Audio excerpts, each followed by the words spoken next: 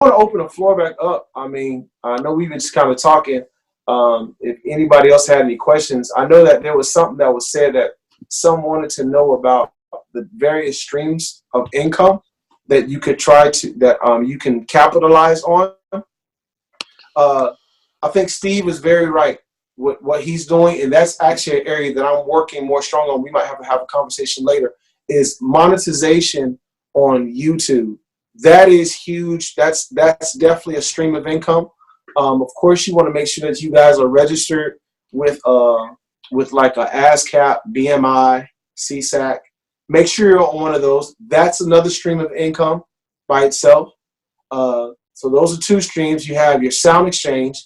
That's a third stream of income that comes in. And of course, you might have, like I have CD Baby. That's a fourth stream of income, you know. And now, yeah, go ahead. So that's my question is, a lot of it is like, I almost try, even though I'm very experienced in and been traveling and all that stuff, as far as an independent artist, and I have records out, but I feel like they haven't really seen much of the light of day due to, you know, other extenuating circumstances. I'm finally writing my own first record that I'm co-writing and producing myself, and that way I have more ownership of the songs versus other records I have had out with like 7 people. You know, I want this to, you know, but I feel very inadequate education wise, because I feel like I know all these things. I know about Sound Exchange, and I know about, I'm signed up with ASCAP, but I always wonder, and the songs are in the process of being copyrighted, all that stuff, but I feel like I don't have the knowledge as to like, okay, this is step A, this is step B, this, like, is there an order that you would recommend? Yeah. To like? Yes, there is a basic formula that I personally use, and this is my formula if you guys want to write it down. And I'm gonna be very transparent with you. You know, the whole idea of me going into artistry was really a seesaw. In fact, there is a label that I know that Rebecca knows. I'm not gonna call their name, but I had a deal with this label. No free commercials. Huh? What's that? No. I said, don't give them no free commercials. Right. Well, I had a deal with this label. I wrote a song that we were going to release through that label. And I had a family situation that I was like, well, you know, there's so much money they wanted me to put towards the song. So I decided to take that money and give it to my family. They were in agreement with it. 3 weeks later, I still have the email to this day. They dropped me because they felt that I made a bad decision. I chose family over that. 6 months went by. Me and Darius were on a gig. This is the first time this particular gig they ever said, we don't want you to bring a band. We just want you and one other person. I was like, what? So I was like, okay, let's go. So we'll just play the tracks. I played the track that I produced. This guy says, who is this? I'm like, it's me. He was like, why haven't you released this? I was like, well, you know. He was like, dude, you got to release it. You got to release it. You got to release it. He just kept saying it over and over and over and over and over and over again. It's kind of just kept going at me like this for weeks. I couldn't get him out of my head. So I'm like, all right. Long story short, I called a radio promoter friend of mine that I know, Jason Garro. Didn't really know much about what he did. I told him, send him my song. He was like, man, listen, start your own label, ... Let me have the song. Puts the song out. 6 weeks later, the song hit top 30 Billboard. Wow. Gets on XM, start getting my royalty payback. I'm like, oh, snap, what's this? That's the process. The label that dropped me, now they're wanting me to come and write some stuff for them. Yeah, but it's going to be a different rate this time. You know. Absolutely. So the whole ideal is that first off, it's going to start with you just got to know you're good enough to do it. Your issue, Rebecca, is my issue. You're a glorified sideman. Glorified. You rock and tour with Sheila E. Anything that has to do with Prince, you have an immediate platform just because of her name. But her name overshadows your identity. So you're going to have to figure out a way to keep that connection, but bring Rebecca Jade to the forefront. So my formula to it was this. First off, make sure just do you. Like, get in the studio. Don't look for the hit that everyone wants to hear. Right. You're the hit. You just need to do it. Yeah. And make sure that you wrap it in a package that's professional, that rocks with how you feel. Put your emotions, put your heartbeat in it. Package it. Once you package it, the next step from there is you need to connect. Make sure you get it mixed properly. A good mix, $500, $450, $500, $600. That's a good mix. Is it too expensive? If you feel it's too expensive, you need to get out the game now. All right. Because $500, $600 for a mix is not expensive. Go ahead, get a solid mix, get a solid master. Once you get it, in our industry, of course, with smooth jazz or whatever genre, get you a radio promoter. Get a radio promoter. Once you get the radio promoter, get that radio promoter locked in. X amount of dollars, you're going to have to spend at least about $3,000. You're going to have to spend roughly about $3,000. Okay. $3,000, anywhere between $1,500, $3,000 for a radio promoter. Once the radio promoter gets it, it's not a guarantee. Right. What it is that it's for him to take it and shop it. He is your agent at that point. John, when I got a gig, I want to play somewhere. Hey, John, I need a gig somewhere. It's not his job to give me a guarantee. It's his job to shop it. Try. Hopefully I can get it. Well, once they get it out there, then at that particular point, you want XM automatically off the bat. Okay. You want your agent to shop XM. Do not let, and I will tell you this, when you deal with your radio promoters, do not let your radio promoters sell you on numbers. Okay? What I mean by that is this. You could have 5,000 college stations. They don't pay. Yeah. They give you buzz. Right. They don't give you buck. They give you buzz. Yeah, they don't report to BDS. Right. So what you want is this. Now, let's talk. In my world, Sirius XM watercolors, it pays. But because they have so many thousands and almost millions of listeners, I get buck and buzz all at once. So it's like a one-stop shop. Now, what happens if the big dog gives you recognition? Then what are the little dogs going to do? Immediately, they're going to follow suit. Right. They're going to give you recognition. Trickle down. So the thing is, my process is step A, produce a solid sound.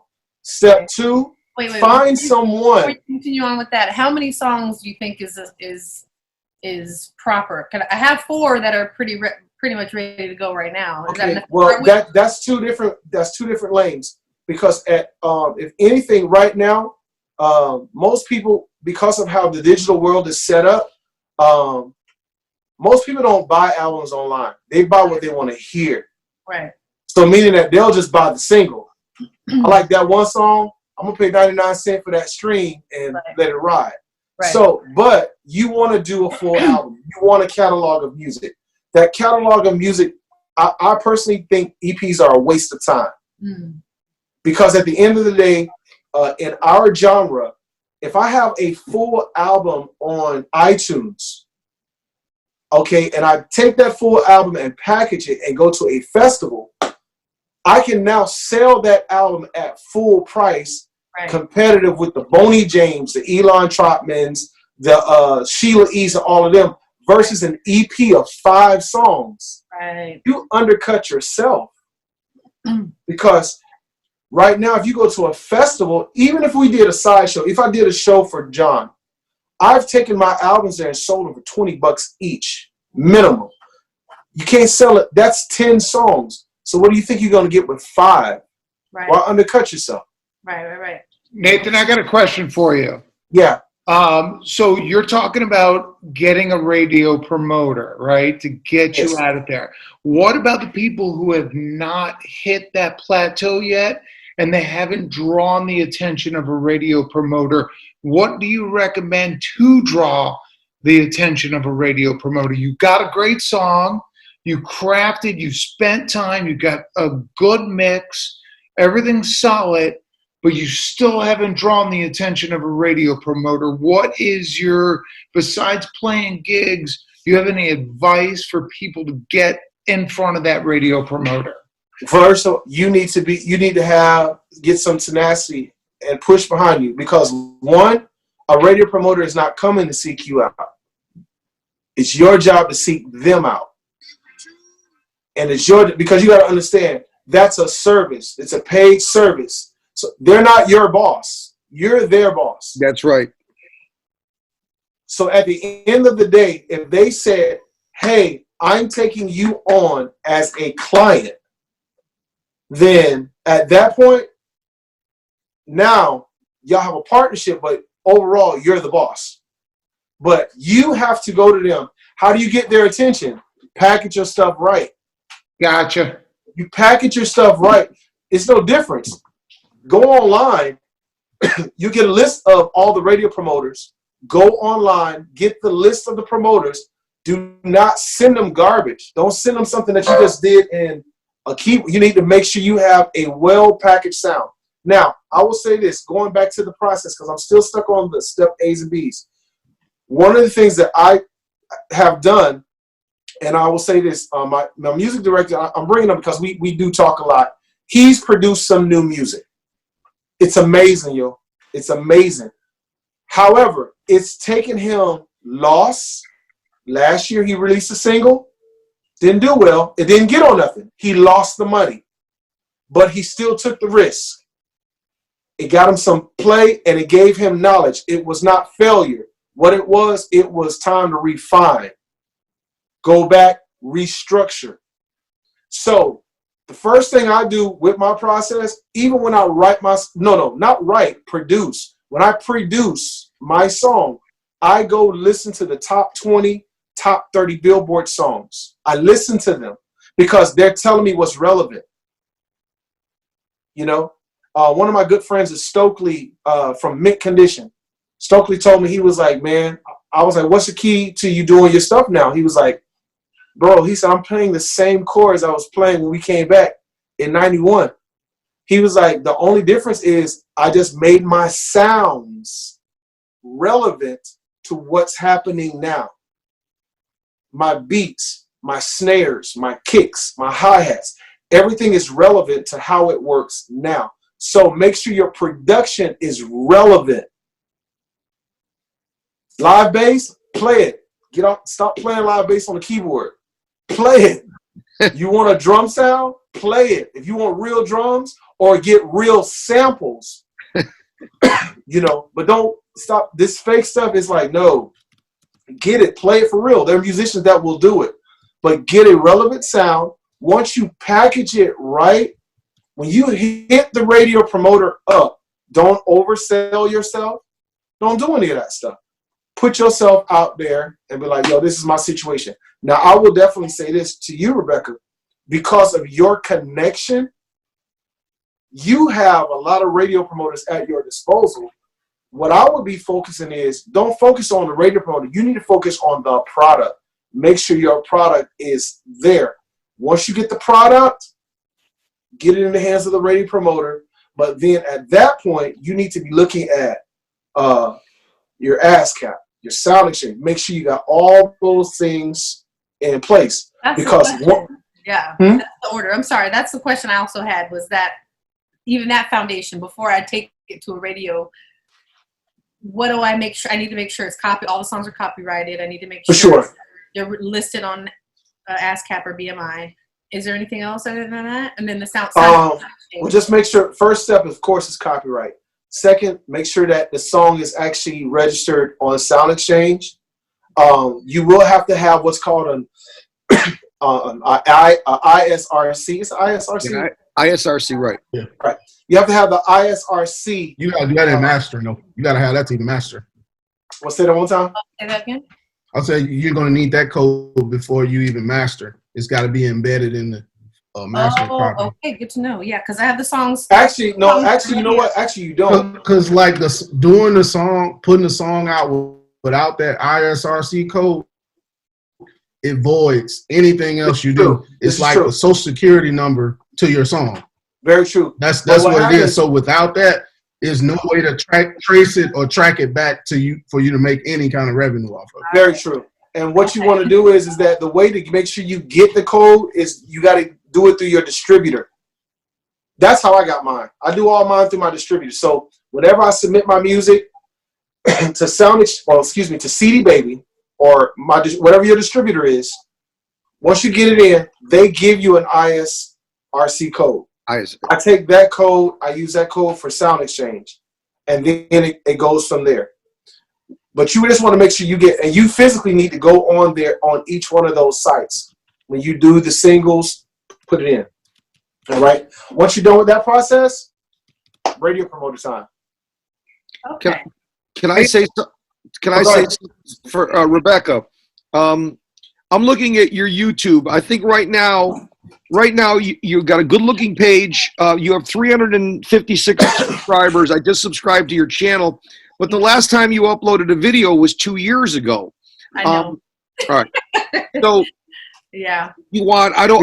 You want me to come back? If you want me to come back, we can talk. I can help you. And you got to get to 1,000 subscribers, and you have to have 4,000 hours. For you, this is going to take no time at all. All right. Okay. The first thing I'd say, do you have an iPhone? Yes. Okay. You can do everything on the iPhone, like right now. Okay. All you need is this. This is a Shure MV88 microphone. Oh, plug okay. this, and this will help you adjust the levels. And you just need the iPhone. Like right now, every day, right now, like this is I've been doing collaboration with worldwide video producers, selling me their little clips. I post every day at 10 a.m. You don't need to do that yet, because I have a lot of content. What I would do is I would look at starting this Saturday.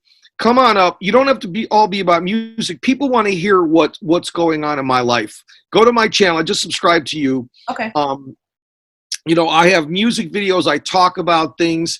I interact with my fans. But you have to start a new schedule. And I have a lot of live videos. I do a lot of stuff. I travel. But if you just start like once a week, at 10 a.m., if you you got to keep the algorithms will start finding more people. Okay. You've got to be consistent, and then you do collabs. Like I did a collab with a guy from Norway called El Diablo. You'll see the video on there. He put my music in the middle of one of his songs, and we do a collab. I do collabs with a girl, Samantha Fish, who's got 1 million hits. I do collaborations with this kid Davidas. He's got 585,000 subscribers. You can see the money people are making on Social Blade. Does everybody out there know about Social Blade? Mm-hmm. Now, Yeah, So yeah, we all know about there's a kid in town here. He's got 585,000 subscribers. He discovered me in the Isle of Man Blues Fest in 2001, and the kid moved to America with nothing. From Lithuania. Now he's making about 6 figures a year on YouTube. 585,000 subscribers. Once you get over that 1,000 subscribers and you get those hours, then the money's going to start coming in for you. Okay. Every month, Google deposits money into my account. You can also choose. I didn't make as much money as other people because I chose to opt out of the political thing. I didn't want to have politics on my, you can opt out. Okay. and and the great thing about YouTube, and if you want, we can do that another time. I'll be happy to share you get to know your analytics. I know how to build up my fan base in Japan by I've got all these tricks on how to put translate, so the Japanese keywords, you find out who your audience is all over the world. So when you are ready to tour, everybody asks me, how do I go do all my touring over the world? I have no record label or anything. I'm pretty much self-produced, but it's because of YouTube, and I know my analytics. The analytics are worth it. It's nice to get the money, but all you need to do is get a tripod, get your iPhone, get this, have any of your, do something walking down the street or down at the beach, and people get to know who you are, and you just got to put the right keywords in, get the microphone, a tripod, and you can do all the editing right here on iMovie. There's other apps too that you can do that you can use for other phones, but that's my suggestion for you right now, because once you get that subscriber base, once your new songs come out, it'll just snowball. It's Yeah. You know what? And that's key, because one of the things that, and actually I'm going to be taking you up on this advice as well. A lot of musicians are afraid to market themselves because, once again, it's arrogant to put yourself out there. It's arrogant to do this. It's not arrogant to let people know who you are. The only way I'm going to know your name is if you tell me what your name is. And at the end of the day, you have to learn how, and I like this, what Steve was saying, you got to saturate the market with your name so that your name becomes the market. Well, and again, doing collaborations. Like I met this girl at the NAMM show. She's from Brazil, and she saw me play the cigar box guitar. And, we did a collaboration video just at the NAMM. We're going to do more music. She's back in Brazil right now. And, she'll come back to LA. I go out there to Cyprus. I work with, and we'll do a video together, and then all of my fans that like my cigar box, my earthy sound, all of a sudden we got a Brazilian. She's got like a Joe Beam style. We got a collab, just like I could collab with any of you. You could all of a sudden tap into my brand is the Cigar Box Guitar World. I play a very strange instrument that it's 3 strings. I don't know how to explain it, but I can collab with any of you, and then we can sit there and you can take a look right there on the monetization. I share my monetization with musicians, because then I split. Like James Hershey, I used him, I paid him for a session, but on Monkey Bus, any music that I make from that monetization, it's right there. I can do a screenshot, and then boom, the money. You see exactly what's going on, and then I get you get to access all of my subscribers, because they're like, all of a sudden Rebecca Jade said, who's this guy? Well, that's a cool sound. And then all of a sudden all my people like, wow, Rebecca Jade, she's really good. And then you get them to subscribe to you. The super chat thing is incredible. Anyway, but if you want to do another one, John, I'll be happy to share anything. So real I'm listening to that. Real quick, I do want to feature you on a session just about YouTube, because I took some of Steve's advice and I instantly picked up like 5 subscribers by just making stupid changes to my video. And collaboration is crazy crucial for growth.